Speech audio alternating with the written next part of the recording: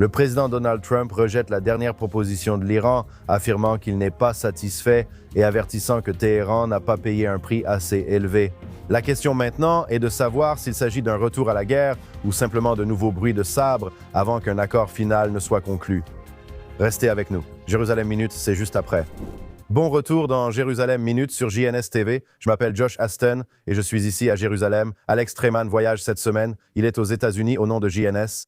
Alex, l'actualité principale ici, le président américain Donald Trump a déclaré aux journalistes à la Maison-Blanche vendredi qu'il n'est pas satisfait de la dernière proposition de l'Iran pour mettre fin au conflit en cours. Regardons cet extrait.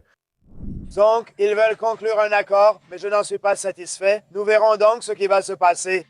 L'Iran veut conclure un accord parce qu'ils n'ont plus d'armée, essentiellement, et ils veulent conclure un accord, mais je n'en suis pas satisfait. Voilà le président Trump qui dit que l'Iran veut conclure un accord, il n'en est pas satisfait. Voyons ce qui va se passer. Alex, quelles sont les dernières nouvelles concernant la situation avec l'Iran? Eh bien, on a l'impression que nous pourrions revenir vers un engagement militaire avec l'Iran et je pense qu'il y a plusieurs facteurs différents ici. Et tout d'abord, qui dirige l'Iran? Avec qui négocie-t-on exactement? Qui a à gagner ou à perdre si Donald Trump lance une opération militaire en Iran? Il pourrait y avoir des factions en Iran et plusieurs groupes se disputent le pouvoir.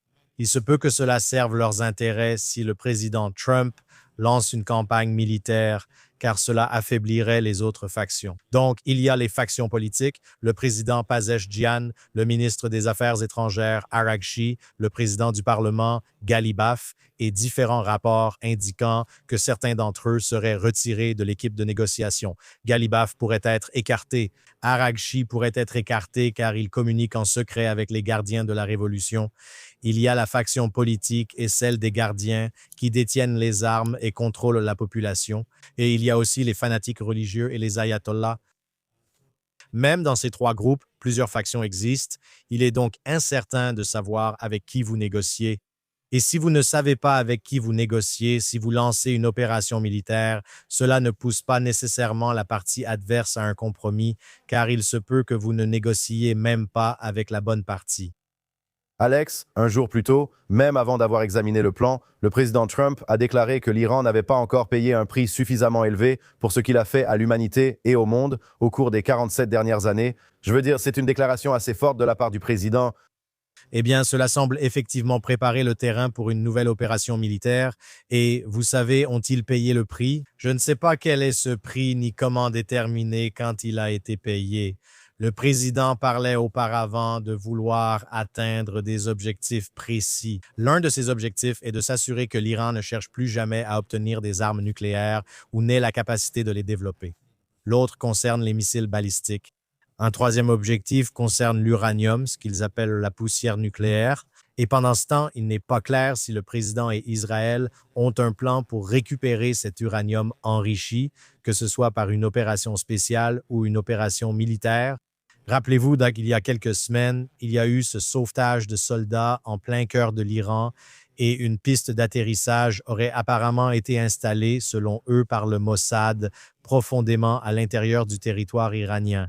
Et certaines personnes suggèrent que cette piste d'atterrissage aurait pu être la préparation d'une opération spéciale pour retirer l'uranium enrichi. Donc, vous voulez sortir l'uranium. Vous voulez aussi garder le détroit d'Ormuz ouvert. Donc, vous avez tous ces différents objectifs opérationnels que vous voulez accomplir. Et encore une fois, il n'est pas clair si les personnes à qui vous parlez ont réellement le pouvoir d'atteindre ces objectifs. Alex, cette semaine aussi, le président Trump a rejeté la nécessité d'une autorisation du Congrès pour toute action militaire américaine supplémentaire contre l'Iran. Il a dit que le compte à rebours s'est arrêté avec le cessez-le-feu avant d'atteindre la limite de 60 jours nécessitant l'approbation du Congrès. Que pensez-vous de la position du président Trump selon laquelle le compte à rebours s'est arrêté avec le cessez-le-feu? Eh bien, ce que vous avez aux États-Unis, ce sont des factions des deux côtés du spectre politique, certainement tous les démocrates d'un côté qui ne veulent absolument pas que Donald Trump ait la moindre victoire dans le cadre de cette opération militaire. Rappelez-vous que ce sont les démocrates qui négociaient des accords avec l'Iran. C'est le président Obama qui a signé le JCPOA original, l'accord nucléaire iranien d'origine, dans le cadre duquel littéralement des millions de dollars ont été déversés en Iran sur des palettes de l'argent liquide distribué librement à l'intérieur du pays. En plus de l'allègement des sanctions, vous aviez le président Biden qui allait aussi essayer de parvenir à une sorte d'accord d'allègement des sanctions avec l'Iran.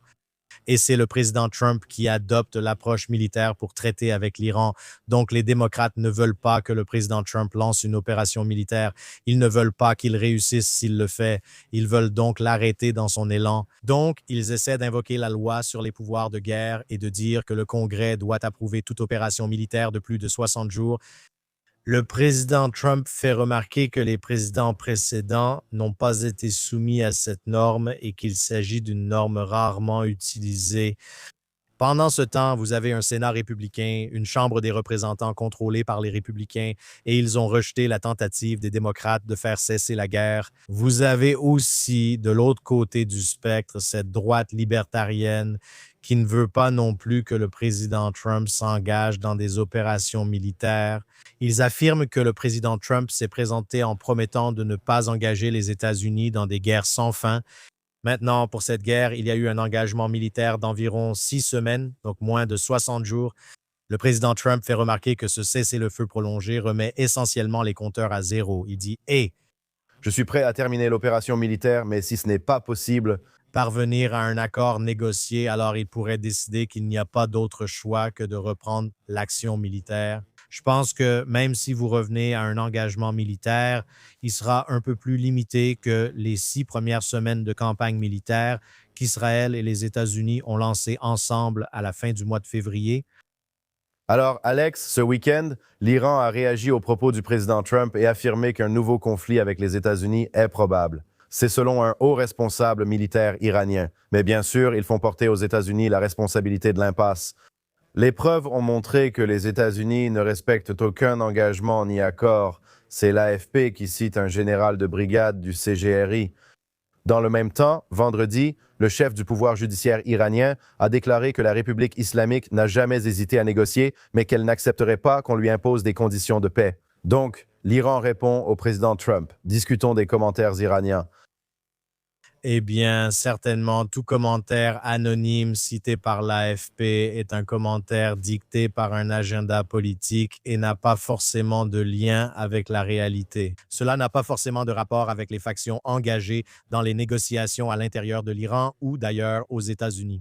En ce qui concerne la façon dont cela se termine, vous voyez que le président Trump veut obtenir une sorte d'accord négocié avec l'Iran presque à tout prix. Rappelez-vous, nous en avons souvent parlé. Le président a dit que les Iraniens n'ont jamais gagné de guerre ni perdu de négociation. Le président des États-Unis a écrit L'art de la négociation. Il souhaite un accord et sait que les Iraniens tenteront de surpasser le président américain lors des négociations. Donc, ce qu'il veut faire, c'est utiliser tous les leviers dont disposent les États-Unis, c'est-à-dire la menace d'une force militaire incroyable et la capacité prouvée d'utiliser cette force. Il a essentiellement démontré que l'Amérique n'est pas un tigre de papier et qu'il continuera d'être prêt à intensifier militairement jusqu'à ce qu'il mette les Iraniens à genoux, les forçant à ramper pour obtenir une sorte d'accord négocié. Et il reconnaît aussi que la façon d'humilier le régime iranien est de les amener à accepter un règlement négocié, ce qu'ils ne veulent pas faire. Il considère la négociation comme un moyen de gagner contre l'Amérique. Donc, le président Trump veut inverser la situation.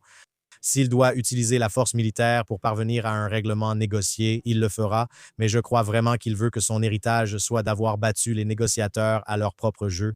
Donc, il va continuer à pousser pour une forme d'accommodement, mais il ne va pas céder. Il ne va pas céder sur le programme nucléaire. Il ne va pas céder sur le programme de missiles balistiques. Il ne va pas céder sur l'uranium enrichi qui reste encore en Iran. Il ne va pas céder sur le détroit d'Ormuz. D'accord. Donc, vous savez, il ne laisse pas beaucoup de marge de manœuvre aux Iraniens.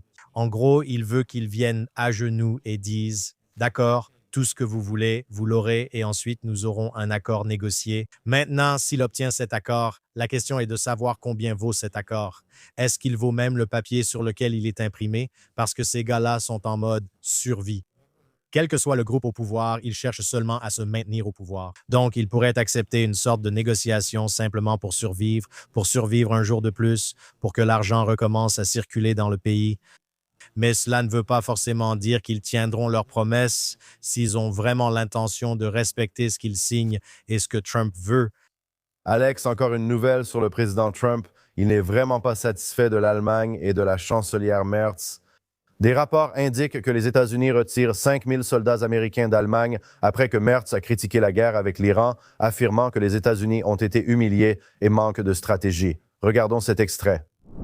Les Américains n'ont clairement aucune stratégie. Et le problème avec des conflits comme celui-ci, c'est toujours que vous ne devez pas seulement intervenir. Il faut aussi savoir comment en sortir. Je ne vois pas quelle sortie stratégique les Américains choisissent maintenant, surtout que les Iraniens négocient manifestement avec beaucoup d'habileté, ou plutôt, ils savent très habilement ne pas négocier. Et laisser les Américains se rendre à Islamabad pour repartir ensuite sans aucun résultat? Une nation entière est humiliée, en particulier par la direction iranienne, par ses soi-disant dieux révolutionnaires. Voilà donc le président Trump vraiment mécontent du chancelier allemand, Merz. Il a publié une série de messages sur son réseau social Truth Social cette semaine. Trump affirme que Merz devrait se concentrer sur son pays et qu'il souhaite que l'Iran possède l'arme nucléaire. Que penser de ce retrait potentiel de troupes?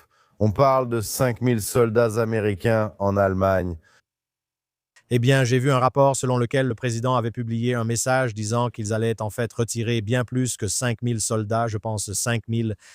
Vous parlez d'environ 30 000 à 35 000 soldats, des soldats américains stationnés en Allemagne.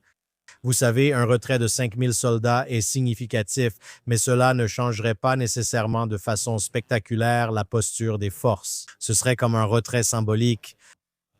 Le président Trump suggère que ce chiffre pourrait dépasser 5 000. Ce n'est pas limité à l'Allemagne, bien qu'elle soit actuellement la principale puissance européenne. Mais vous voyez que le président a été très contrarié par le premier ministre Starmer au Royaume-Uni, par le président Macron en France, par la chancelière Merz en Allemagne et aussi très contrarié par l'Espagne. Il n'est pas satisfait de l'Europe en général. Et les gens parlent aux États-Unis de tout l'argent que les États-Unis donnent à Israël, n'est-ce pas? Ils parlent des 3,8 milliards de dollars par an du protocole d'accord de 38 milliards de dollars. Combien d'argent les États-Unis dépensent-ils pour 5 000 ou 35 000 soldats stationnés chaque année en Allemagne? Et l'Allemagne est une puissance mondiale et les Européens devraient être capables de se défendre eux-mêmes. C'est l'argent des États-Unis qui est investi dans l'OTAN et dans toutes ces bases américaines à travers l'Europe tellement chères. Tu parles de beaucoup plus d'argent que ce qu'Israël reçoit jamais des États-Unis, et ce, de plusieurs ordres de grandeur. Et pourtant, les gens ne se concentrent que sur l'argent qui va à Israël, alors qu'au final, c'est Israël qui agit aux côtés des États-Unis. Israël ne dit jamais un mot contre la politique américaine, à moins que cette politique ne soit directement antagoniste aux politiques d'Israël. Et là, vous avez le chancelier Merz, vous savez, qui était à la Maison-Blanche il y a seulement 2 mois, assis à côté du président Trump. Il pensait, et le président Trump a complimenté Merz lors de sa visite, il pensait que ces deux pays étaient peut-être alignés. Peut-être que Merz allait être meilleur qu'un prédécesseur comme Angela Merkel. Mais il semble que le président ne soit vraiment pas impressionné par les déclarations venant d'Allemagne, de France, du Royaume-Uni, d'Espagne ou d'ailleurs en Europe. Alex, pour passer à ce qui se passe ici en Israël, le premier ministre Netanyahou doit convoquer son cabinet de sécurité à tout moment maintenant pour discuter de la situation avec l'Iran, de la reprise potentielle de la guerre avec l'Iran et aussi de Gaza. Israël n'est pas content en ce moment. Le Hamas déclare publiquement qu'il refuse de se désarmer. Nous savons que c'était une clause de l'accord. Je crois dans la phase 2, le Hamas doit se désarmer. Mais ils disent clairement qu'ils ne rendront pas leurs armes. Voici une citation d'une source israélienne disant que le Hamas ne respecte pas l'accord de désarmement. Certaines voix entendues ce matin à la radio israélienne suggéraient qu'il était peut-être temps pour Israël de frapper durement le Hamas et d'en finir avec ce qui reste. Parce que les choses n'avancent pas concernant la prochaine phase de l'accord de cessez-le-feu avec le Hamas. Tout ce que vous avez vu, c'est que vous avez combattu. Israël mène une campagne par étapes contre l'Iran et tous ses groupes terroristes affiliés. Cela a clairement commencé, évidemment, le 7 octobre avec l'attaque du Hamas contre Israël, puis la riposte d'Israël à l'intérieur de la bande de Gaza et toute l'opération militaire qui s'y déroule. Mais nous avons vu cela à un certain moment. Après des avancées à Gaza, la question de Gaza a été mise de côté car Israël a alors commencé à s'attaquer plus sérieusement au Hezbollah dans le sud du Liban. Et puis, cette question a aussi été gelée et il semblait que ces deux fronts étaient essentiellement en veilleuse. Et ensuite, il y a eu cette opération Epic Fury et Roaring Lion en Iran. Il y a eu 6 semaines de guerre là-bas. Ensuite, il y a eu le front libanais, le front du Hezbollah qui s'est rouvert en Israël, maintenant sous cessez-le-feu, mais pas vraiment en cessez-le-feu. Il y a un cessez-le-feu à Gaza, mais pas un cessez-le-feu total. Il y a un cessez-le-feu avec l'Iran, mais pas vraiment là non plus. Donc, il pourrait vraiment y avoir une escalade sur l'un des trois fronts en ce moment. Actuellement, il semble que le front du Hezbollah soit le plus actif, même si c'est censé être un cessez-le-feu. Je dirais que là-bas, vous savez, on parlait la semaine dernière et la semaine d'avant de négociations historiques entre Israël et le Liban. Il ne semble pas qu'il y ait eu de développement sur ce front. Et donc, comme cela reste en arrière-plan et qu'on ne sait pas ce qui va se passer avec l'Iran, il y a la possibilité qu'Israël puisse maintenant réentrer dans Gaza. La grande question est de savoir si Israël devrait retourner dans la bande de Gaza. Certainement, le Hamas ne fait pas ce qu'il avait accepté de faire dans le cadre des 20 points convenus lors du cessez-le-feu. Et encore une fois, c'est une politique de survie pour le Hamas, n'est-ce pas? Accepter n'importe quoi pour que Israël arrête de se battre. D'accord, donc ils ont accepté. Ils ont accepté de se désarmer, que la bande de Gaza soit démilitarisée si Israël se retire. Maintenant, ce qu'Israël a fait, ce qui était, je pense, une grande victoire, c'est qu'ils ont dit, eh bien, nous ne nous retirons pas complètement. Nous allons nous retirer seulement en partie et maintenir le contrôle sur 53% de Gaza. Et nous n'allons pas nous retirer davantage à moins qu'il y ait une reconstruction, à moins qu'il y ait une démilitarisation et un désarmement du Hezbollah. Et il n'y aura aucune reconstruction dans aucune partie de la bande de Gaza tant que le Hamas sera encore là. Maintenant, Israël pourrait dire tout simplement, vous savez quoi? S'ils refusent de se désarmer et de démilitariser la bande, alors nous allons simplement conserver cette position que nous avons, qui est une position de force, une position qui empêche toute communauté à l'intérieur d'Israël d'être affectée par ce qui se passe à Gaza et laisser simplement le Hamas et les Gazaouis mijoter dans les 47% de la bande qu'ils contrôlent. Israël pourrait intervenir. Il pourrait relancer l'opération militaire et cibler les agents du Hezbollah. Mais comment le Hezbollah agit-il dans la bande? Eh bien, leur emprise sur la population s'exerce avec des mitrailleuses et ils se cachent dans des tunnels. Ils se cachent parmi la population civile. Ils se cachent dans les écoles. Ils se cachent dans les mosquées. Ils se cachent dans les hôpitaux. Donc, si Israël devait y retourner pour essayer de récupérer les armes restantes, les RPG, détruire les tunnels restants qui s'y trouvent, ils vont commencer à s'engager dans des fusillades à l'intérieur des centres de population. Je veux dire, je n'irai pas jusqu'à les appeler des villes. Il pourrait y avoir des camps de tentes, mais ils devront composer avec ce que la communauté internationale va appeler des civils innocents qui vont en fait servir de couverture aux membres du Hamas. Donc, ils vont recommencer à rapporter que des civils palestiniens innocents sont tués, que des enfants sont tués, ce qui va donner une très mauvaise image d'Israël auprès de la communauté internationale. Et il est également probable que des soldats puissent être blessés.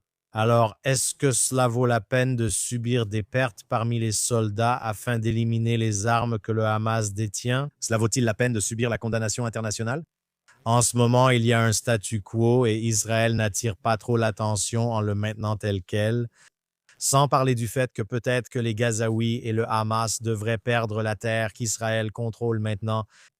Donc, si Israël avançait et éliminait le Hamas une bonne fois pour toutes, ce qui aurait un coût énorme, le coût diplomatique, le coût en vie de soldats israéliens qui pourraient être perdus, devrait-il ensuite se retirer du territoire? Peut-être vaut-il mieux pour Israël rester dans sa position actuelle. Voilà le genre de calcul qu'il faut faire. Et n'oublions pas que tous ces calculs sont faits à la veille d'une élection israélienne. Donc, la façon dont ces décisions se déroulent et sont perçues par la société israélienne, cela pourrait marquer la fin du mandat de Netanyahou ou bien être le geste qui le ramène au pouvoir pour 4 années supplémentaires. Il y a donc beaucoup d'éléments en mouvement. Gaza, le Liban, l'Iran, les élections, tous ces facteurs interagissent ensemble. Et Netanyahou, je dirais, a su composer avec les différentes contraintes des administrations américaines, le début de l'administration Biden, puis Trump, Gaza, le Hamas, le Hezbollah, le Liban, l'Iran, les Houthis. Il a vraiment tenté cela avec beaucoup de maîtrise. Il a tenté de naviguer avec beaucoup de maîtrise à travers toutes ces situations très compliquées. Et clairement, le travail reste à faire. Alex, avec tous ces éléments en mouvement que tu viens de décrire sur tous les fronts, Gaza, Hezbollah, Liban, Iran, il ne fait aucun doute qu'Israël se prépare militairement à ce qui pourrait arriver ensuite. 2 cargos ont accosté cette semaine au port d'Ashdod et de Haïfa, livrant 6500 tonnes de munitions et d'équipements militaires en l'espace de 24 heures. Ce sont des équipements militaires venant des États-Unis et de leurs fournisseurs mondiaux. Encore une fois, je ne peux pas dire avec certitude ce qu'Israël a prévu, vers quel front ces armes vont être envoyées, si c'est effectivement le cas, mais Israël se prépare certainement à ce qui pourrait arriver. Et dans ce cas, militairement, Eh bien, Israël doit se préparer pour la prochaine guerre, peu importe quand elle aura lieu. Cette guerre pourrait avoir lieu la semaine prochaine, d'accord? Et il y a une forte possibilité. Vous pourriez être en guerre en Iran la semaine prochaine ou dans les jours à venir. Vous pourriez mener une grande opération terrestre au Liban dans la semaine à venir. Vous pourriez être à nouveau dans une grande guerre à Gaza d'ici 1 à 2 semaines. D'accord? Donc, c'est clair. Et vous pourriez être dans une grande guerre sur les 3 fronts. Tout pourrait éclater à nouveau. D'accord? C'est possible. En même temps, il est aussi possible que, comme je l'ai dit, la situation à Gaza reste inchangée sans nouvelle opération terrestre. Vous pourriez vous diriger vers une sorte de règlement négocié et un gel des hostilités majeures au Liban. Le président Trump pourrait juger qu'un conflit militaire avec l'Iran ne sert personne, mais ces livraisons qui sont faites à Israël sont cruciales pour la force et la stabilité à long terme d'Israël. Vous êtes actuellement dans une situation avec les États-Unis où vous avez un président aussi pro-Israël qu'on puisse l'imaginer. Vous avez un secrétaire d'État aussi pro-Israël qu'on puisse l'imaginer. Vous avez un secrétaire à la Défense aussi pro-Israël qu'on puisse l'imaginer. Et si vous faites le calcul et que vous regardez la situation de part et d'autre du spectre politique, tous deux à la droite du président, peu importe comment vous appelez ça, genre woke, vous voyez ce courant libertarien isolationniste, vous voyez, ou le Parti démocrate qui vient d'avoir 40 sénateurs qui ont voté non seulement pour bloquer l'aide militaire et la vente d'armes à Israël, mais aussi pour affirmer « Nous ne voulons même pas qu'Israël achète des armes chez nous ». Qu'est-ce que cela signifie? Cela signifie qu'Israël doit trouver un moyen de développer ses propres capacités de fabrication d'armes, mais à court terme, il faut faire des réserves autant que possible. Procurez-vous autant d'armes que possible auprès des États-Unis dès maintenant et ce spectre de guerre, alors que nous sommes encore en plein conflit, avant que tous les fronts ne soient officiellement fermés une bonne fois pour toutes, c'est précisément le bon moment pour faire le maximum de réserves. C'est donc ce que vous voyez se produire. Cela place en réalité Israël dans une position très, très forte. Non seulement pour potentiellement reprendre immédiatement un conflit avec l'Iran et ses supplétifs terroristes, mais aussi pour créer une dissuasion israélienne contre toute autre faction. Plus tard, que ce soit la Turquie, que ce soit l'Égypte, peu importe qui ce sera à l'avenir, que ce soit Al-Shara et ses factions, la Syrie ou qui que ce soit d'autre, Israël ne sera pas forcément dans une région sûre, même après l'élimination de l'Iran et de ses groupes affiliés. Donc, il faut s'armer, il faut être fort. Et Israël fait cela aussi vite qu'il peut, tout en essayant de comprendre comment développer la capacité de s'approvisionner lui-même à l'avenir, parce qu'on ne sait jamais si on pourra compter sur les États-Unis après que ce président aura quitté ses fonctions. Absolument, Alex. Je voudrais maintenant attirer notre attention sur la situation avec le Liban à la frontière nord d'Israël. L'ambassade des États-Unis à Beyrouth, ce jeudi dernier, a appelé à un engagement direct entre le Liban et Israël, déclarant que la terre des cèdres, c'est-à-dire le Liban, fait face à une opportunité historique de reprendre sa souveraineté et de façonner son avenir. Donc, d'un côté, vous avez cela. Pourtant, nous avons eu des discussions entre Israël et le Liban aux États-Unis au cours des dernières semaines. Mais en même temps, les faits sur le terrain montrent que le Hezbollah attaque Israël et Israël répond. Techniquement, il y a un cessez-le-feu.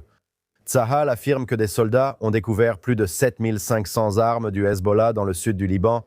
Le Hezbollah lance des roquettes et des drones explosifs presque en continu pendant ce soi-disant cessez-le-feu auquel le Hezbollah n'adhère de toute façon pas. Vendredi, Tsahal a neutralisé des terroristes du Hezbollah proches de ses troupes au sud du Liban et détruit plus de 50 sites d'infrastructures du Hezbollah. Donc, même avec un soi-disant cessez-le-feu en vigueur, il y a beaucoup d'affrontements presque en continu entre Israël et cette organisation terroriste, le Hezbollah, dans le sud du Liban. Eh bien, on peut avancer un bon argument selon lequel le président Trump a fait pression sur Israël pour qu'il accepte un cessez-le-feu dans le sud du Liban avant qu'il ne se sente prêt à le faire. Ce qui signifie qu'il y avait plus de renseignements sur davantage de cibles et plus de capacités pour affaiblir le Hezbollah. Maintenant, le président a raison et Israël l'a également reconnu. Il existe effectivement une opportunité historique avec un Hezbollah affaibli d'entrer dans une sorte d'accord négocié avec le gouvernement libanais. Israël a clairement indiqué que son ennemi est le Hezbollah, pas le gouvernement libanais qui est aussi l'ennemi du Hezbollah. Si le Hezbollah n'était pas là, le Liban pourrait facilement entrer dans une sorte de normalisation négociée avec Israël. Bien sûr, l'affaiblissement du Hezbollah a rendu cette opportunité possible. Et donc, le Hezbollah, en étant affaibli, a rendu cette négociation possible. Bien qu'ils soient affaiblis, ils ne sont pas complètement hors jeu. Donc, ils vont continuer à essayer de saper ces négociations en tirant sur Israël. Et quand il tire sur Israël, qu'est-ce qu'Israël va faire? Israël va riposter. Quand Israël riposte, ce que le Hezbollah espère, c'est que le gouvernement libanais s'énerve. Mais en attendant, plus Israël continue d'affaiblir le Hezbollah, plus il rend en réalité un grand service à long terme au peuple libanais et au gouvernement libanais, même si cela ne semble pas forcément être le cas à court terme. Éliminer le Hezbollah sera bénéfique pour toute la région et avant tout pour le peuple libanais. L'autre aspect de cela, c'est qu'il y a une nouvelle définition du cessez-le-feu, d'accord? Parce que cessez-le-feu signifie que les ennemis des relais terroristes de l'Iran pourraient tirer un peu, mais qu'ils ne vont pas tirer de toute leur force sur Israël. Et Israël va mener des opérations ciblées. Nous avons vu que le président a dit qu'il avait demandé à Israël de ne pas détruire des bâtiments entiers, peut-être d'y aller un peu plus doucement. Vous savez, c'est juste que des paroles, n'est-ce pas? Le président comprend qu'il est dans l'intérêt de tous de laisser Israël continuer à affaiblir le Hezbollah. Et espérons-le, à l'issue de tout cela, il y aura une sorte d'accord négocié très historique, mais seulement une fois le travail accompli et une seule fois. Le Hezbollah ne pourra plus vraiment s'emparer du pouvoir pour détourner le gouvernement libanais et le peuple libanais, ni menacer Israël.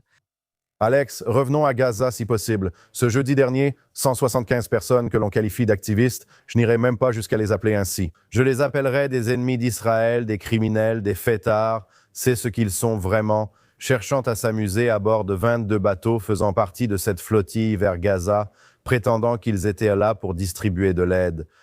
Ils ont été interceptés par l'armée israélienne près de l'île de Crète. Selon le dernier rapport, 2 des dirigeants de ce groupe ont été emmenés aujourd'hui en Israël pour être interrogés. L'ambassadeur Mike Huckabee a qualifié cela de croisière des préservatifs. Et la raison, c'est que lorsque les soldats et marins de Tsahal sont montés à bord des navires, ils ont vu des préservatifs qui étaient distribués aux personnes présentes, des drogues dures. Je veux dire, c'est une croisière de débauche. C'est vraiment ce que c'est, déguisé en une sorte d'opération humanitaire, avec Mike Huckabee qui dit qu'ils sont des idiots utiles. Les bateaux sont remplis d'idiots utiles affirmant que c'est un coup de com'. Et peut-être plus important encore, il s'agit d'un événement, une flottille parrainée par le Hamas. Mais la marine israélienne, elle saisit tous les bateaux et arrête les dirigeants. Nous verrons comment ces personnes seront traitées, probablement avec un sandwich avant d'être renvoyées chez elles. C'est ce que nous voyons ici, et Israël est bien sûr mis en cause. Nous l'avons vu à plusieurs reprises, des accusations disant qu'Israël n'agit pas, viole le droit international, saisit ses bateaux, ce qui est totalement faux. Mais c'est un énorme spectacle médiatique autour de la situation à Gaza avec cette croisière des préservatifs. J'aime bien ce nom. La flottille du droit. C'est une fin excitante. Ça. Qu'est-ce qu'on va dire ici? Ils utiliseront n'importe quel spectacle, n'importe quelle mise en scène pour essayer de nuire à Israël diplomatiquement. Israël a fait un excellent travail ici. Ils deviennent beaucoup plus intelligents dans leur façon de recueillir des informations, d'utiliser des drones et d'intercepter ces flottilles très, très facilement. Ils ne les laissent pas s'approcher des eaux internationales israéliennes. Et c'est la marine israélienne qui fait un excellent travail ici pour empêcher ce spectacle. Absolument. Je manquerais à mon devoir, et nous aussi, si nous ne parlions pas de cette croisière, le bateau de l'amour, avec ses anti-Israël et antisémites cherchant à rester à bord. Nous avons raté Greta. Elle était là? Pas sur celle-ci. Peut-être la prochaine fois. Je suis sûr qu'ils persisteront dans leurs absurdités, mais concentrons-nous sur la politique intérieure en Israël cette semaine. Vous aviez les anciens premiers ministres Naftali Bennett et Yair Lapid qui annonçaient qu'ils fusionnaient leurs partis en une liste commune appelée Bayachad, ou ensemble pour unifier l'opposition centriste et défier le premier ministre Benjamin Netanyahou. Les deux anciens premiers ministres se réunissent à nouveau. On ne sait toujours pas qui rejoindra la direction du parti. Que penser de cette tentative de renverser le gouvernement actuel en Israël? Eh bien, nous voyons cela. Je précise qu'il s'agit de renverser le gouvernement par les élections en créant ce parti. D'accord, c'est un coup électoral et ils disent en Israël, Pam Shlishi Glida, la troisième fois, c'est la glace.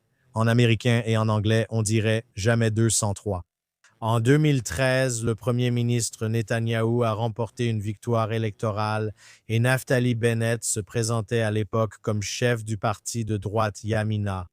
Et au lieu de former un gouvernement de droite avec les partis religieux, ce que Bennett a fait, c'est qu'il s'est allié avec Yair Lapid du parti Yesh Atid, qui est vraiment apparu sur la scène lors de cette élection pour la première fois.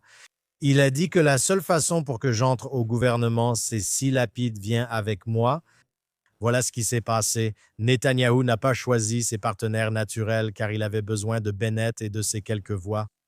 Et c'est à ce moment-là que Lapid est entré au gouvernement. Et Lapid, à l'époque, est devenu ministre des Finances, ce qui était un coup de Netanyahou parce que Lapid n'avait vraiment aucune compétence pour être ministre des Finances, mais c'est ce qui s'est passé à l'époque. Et cela a façonné Netanyahou.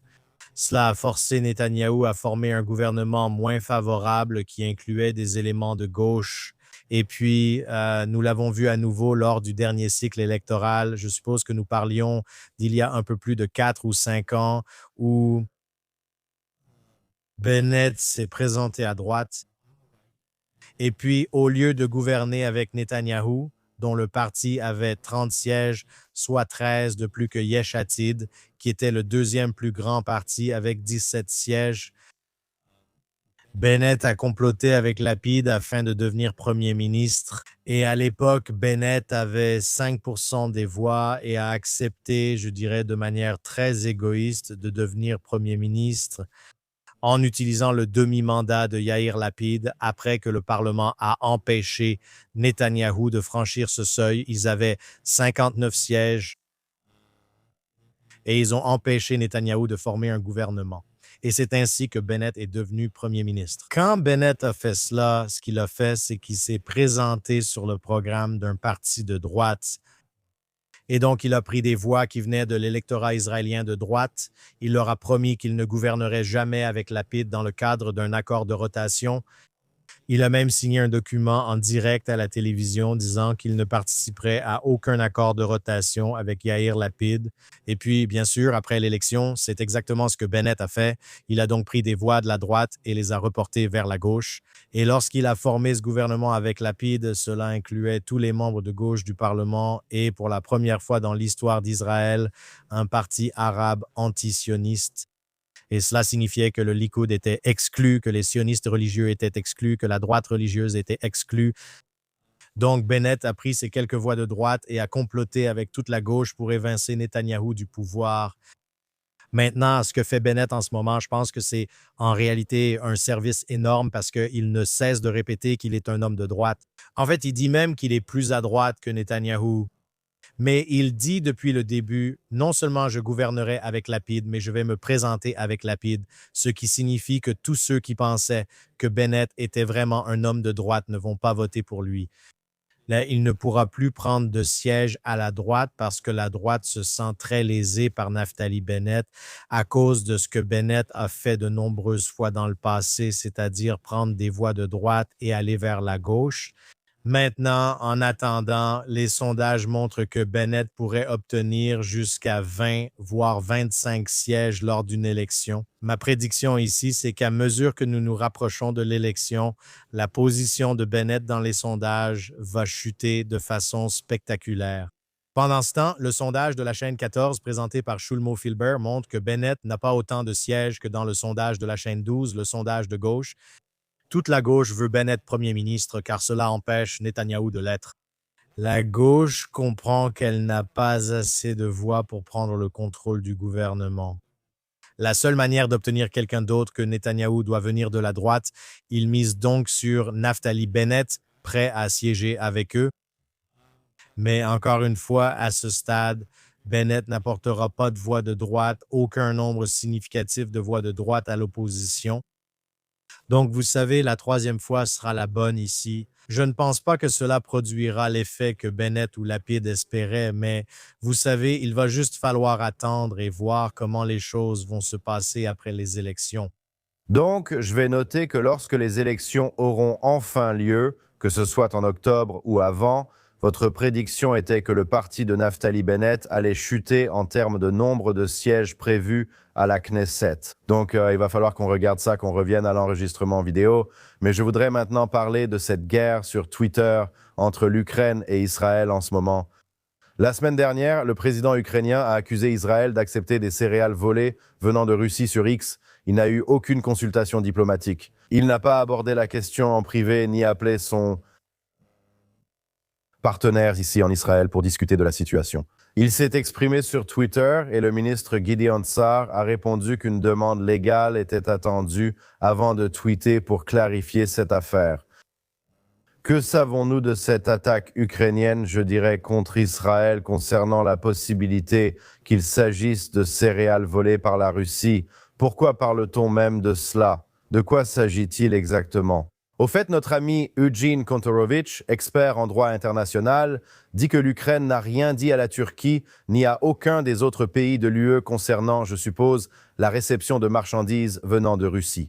L'Ukraine s'est simplement et exclusivement concentrée sur Israël avec ses allégations. Vraiment. Oui, exactement. Donc, en gros, la Russie occupe des parties de l'Ukraine. L'Ukraine est très riche en blé. En fait, Israël importe étonnamment une grande partie de son blé d'Ukraine.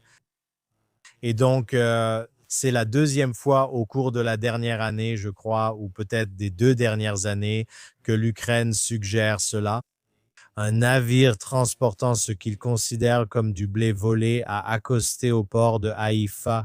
Vous savez, le ministre des Affaires étrangères, Gideon Sa'ar, demande « Quelle est votre preuve que ce blé est volé ?» Et pourquoi ces conversations ont-elles lieu d'abord et avant tout dans les médias et sur les réseaux sociaux, plutôt que par le biais de canaux diplomatiques? Pendant ce temps, comme l'ont souligné Eugene Kontorovich et d'autres, des navires provenant de ces régions voyagent partout dans le monde. Et le seul pays qui semble être pointé du doigt ici, c'est Israël. Et je crois que Eugene Kontorovich a poursuivi en disant qu'il le suggère. La raison pour laquelle l'Ukraine cible en fait Israël, c'est pour donner aux Européens un prétexte pour appeler à des sanctions contre Israël, ce que les Européens veulent faire. Je pense que nous devons mieux comprendre ce qui se passe ici. Quelle est l'origine de ce grain? Qui sont les vendeurs de ce grain? Est-ce que les vendeurs de ces grains les vendent à d'autres pays? D'autres pays ont-ils été pointés du doigt? Qu'est-ce qui se cache réellement derrière tout cela? Et je ne suis pas sûr que nous en apprendrons davantage à ce sujet dans les semaines à venir. Il se pourrait que ce soit l'une de ces histoires qui retombe simplement dans l'oubli médiatique, comme cela s'est produit la première fois que cela a été évoqué il y a 2 ans, ou alors nous pourrions être au cœur d'un incident diplomatique majeur. Je pense que nous n'entendrons sans doute pas beaucoup plus parler de cela dans les prochaines semaines. Restez à l'écoute. Et Alex, un dernier point avant de partir. Malheureusement, il est une fois de plus prouvé qu'il n'est vraiment sûr pour aucun juif nulle part dans le monde. Malheureusement, à cause de la réalité dans laquelle nous vivons, dans cette réalité folle où nous avons été attaqués le 7 octobre, et pourtant une grande partie de la communauté mondiale se retourne contre Israël, se retourne contre le peuple juif. Et je fais spécifiquement référence à une attaque terroriste à Golders Green, à Londres, qui a eu lieu ce mercredi dernier.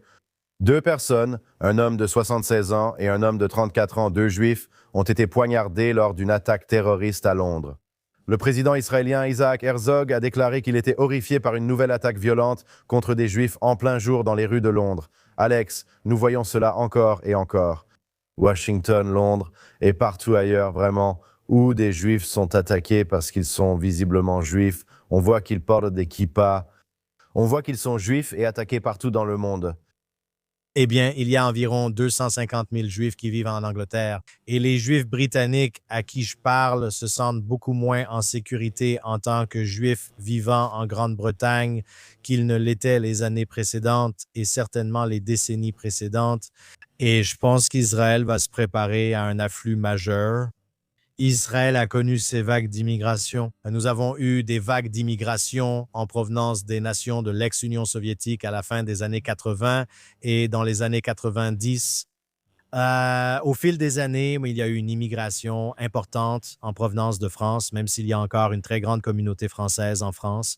Il y a beaucoup de gens, peut-être un quart à la moitié de toute la communauté juive française est déjà venue en Israël. Vous n'en avez pas vu autant. Je veux dire, même si nous avons une poignée de Juifs britanniques qui travaillent à JNS, mais je pense que vous allez commencer à voir un nombre croissant de Juifs du Royaume-Uni immigrer en Israël parce qu'on n'y est plus en sécurité. Le gouvernement ne fait pas ce qu'il faut pour protéger la communauté juive là-bas. Beaucoup de Juifs accusent aussi le gouvernement britannique de ne pas faire ce qu'il faut, tout comme le gouvernement israélien. Quand ils permettent ces manifestations pro-palestiniennes dans les rues de Londres, quand ils tolèrent des slogans comme « De la rivière à la mer, la Palestine sera libre », ces manifestations mènent à la violence. Certaines personnes appellent cela une incitation à la violence. Je ne sais pas si c'est une incitation directe à la violence contre les Juifs au Royaume-Uni, mais c'est le cas. Et il n'y a plus moyen d'édulcorer la réalité. Beaucoup de Juifs, que ce soit à Leeds, à Manchester ou à Londres, ne se sentent tout simplement pas en sécurité. Il y a eu très nombreuses attaques contre des Juifs, contre des institutions juives, contre des synagogues. Au final, je pense que beaucoup de membres de cette communauté réaliseront que ce n'est plus sûr et qu'il est temps de faire ses valises et de s'installer en Israël. Alors, Alex, ça c'est pour le Royaume-Uni, mais laissez-moi juste vous poser cette question avant qu'on parte. Est-ce que vous vous sentez en sécurité aux États-Unis en ce moment? Vous êtes en visite aux États-Unis, visiblement en tant que juif. Êtes-vous un peu plus hésitant que lors de vos précédentes visites? Ou pensez-vous que tout est plutôt sûr et que vous vous sentez confiant à ce stade? Eh bien, vous savez, je viens d'atterrir il y a quelques heures ici à Boston et bientôt je serai à New York, à Philadelphie et dans le New Jersey. Vous savez, je pense que beaucoup de Juifs disent qu'ils ne veulent pas porter de kippa sur la tête dans les rues de Manhattan et certainement pas non plus dans le métro. Je suis le genre de gars qui porte toujours une casquette ou un chapeau, pas forcément parce que j'essaye de cacher mon judaïsme, mais parce que depuis que je suis enfant, même avant de porter une kippa, je portais toujours une casquette. J'aime simplement porter des chapeaux. J'ai toujours fait ça et je continue de le faire. Et aussi, vous savez, j'aime simplement me déplacer incognito en général. Vous savez, donc, je ne me suis pas vraiment senti en danger personnellement, mais il y a une combinaison, d'une part, d'antisémitisme à New York, d'autre part, tout comme l'augmentation du nombre de sans-abri, on voit dans les rues, surtout dans les grandes villes, de plus en plus de personnes atteintes de troubles mentaux dans les rues. Donc, parfois, c'est motivé par l'antisémitisme. Parfois, c'est simplement que l'on voit la criminalité violente augmenter dans les villes. Et il y a généralement une corrélation entre la criminalité violente et l'antisémitisme. Ils semblent augmenter ensemble. Beaucoup de Juifs, vous savez, ont l'impression que l'âge d'or de la communauté juive américaine est derrière eux. Et la situation n'est peut-être pas aussi mauvaise qu'au Royaume-Uni ou à Paris, mais ce n'est plus ce que c'était. Ça commence à ne plus être terrible. Et les gens en accusent d'Israël. Et je trouve ça absurde. Honnêtement, c'est ce que je pense. Je ne crois pas que ce soit lié. Les gens ne se préoccupent pas de ce qui arrive ailleurs. Regardons simplement, tu as mentionné dans le sujet précédent, nous avons parlé du blé russe en Ukraine. Les gens en Amérique ne tuent pas et n'attaquent pas les Russes dans les rues à cause de ce que la Russie a fait en Ukraine. Au Royaume-Uni, les gens n'attaquent pas les Russes à cause des actions de Vladimir Poutine. C'est seulement quand il s'agit des Juifs que les gens en viennent à dire « Eh bien, il faut attaquer les Juifs ». Et ensuite, ils disent « À cause des actions de Benjamin Netanyahou, n'est-ce pas, du genre « Je ne suis pas antisémite, je ne suis pas contre Israël, je suis juste contre le gouvernement de Netanyahou ». Être opposé au gouvernement d'un pays étranger ne signifie pas attaquer ceux qui partagent la religion de son premier ministre simplement parce qu'on ne l'aime pas. C'est de l'antisémitisme pur et simple. Et malheureusement, oui, l'antisémitisme est en augmentation. Chaque sondage, chaque enquête, chaque étude qui sort démontre que l'antisémitisme aux États-Unis est en augmentation. La quantité de sécurité nécessaire autour des institutions juives aujourd'hui est telle qu'il n'y a tout simplement pas assez d'argent pour protéger toutes les institutions juives qui doivent l'être ici. C'est une situation vraiment, vraiment triste. Par exemple, on ne voit pas les églises avoir besoin du même niveau de sécurité qu'une institution juive. On ne voit pas une école catholique avoir besoin du même niveau de sécurité qu'une école publique juive en Amérique. Donc oui, l'antisémitisme est clairement en hausse et c'est très inquiétant. Et permettez-moi d'ajouter, vous savez qu'Israël exerce son droit à la légitime défense, contrairement aux actions d'autres pays. Mais pour ces autres pays, c'est le silence complet, alors qu'Israël se défend. Et nous sommes, vous savez, la cible de la colère de beaucoup de gens, malheureusement, à cause de l'antisémitisme. Et sur ce, Alex, c'était un plaisir de parler avec vous. On en reparle la semaine prochaine dans ce format, puisque vous serez aux États-Unis. Je serai ici, si Dieu le veut, à Jérusalem. Josh Aston, JNS News, JNS TV. Alex Treman, le PDG de JNS, est là-bas aux États-Unis. Je tiens à remercier les personnes en coulisses ici à JNS TV, notre régisseur Voglenter, Yuri Stretsky, le directeur de la station, Barbara Kamenov, notre productrice, Zach Sickerman, Ryan Lifshitz et tous les autres à JNS TV. Abonnez-vous et laissez-nous aussi un super merci sur YouTube. Retrouvez les dernières actualités d'Israël, du Moyen-Orient et du monde juif sur jns.org. Rendez-vous la semaine prochaine dans Jérusalem Minute sur JNS TV. Excellente semaine à tous.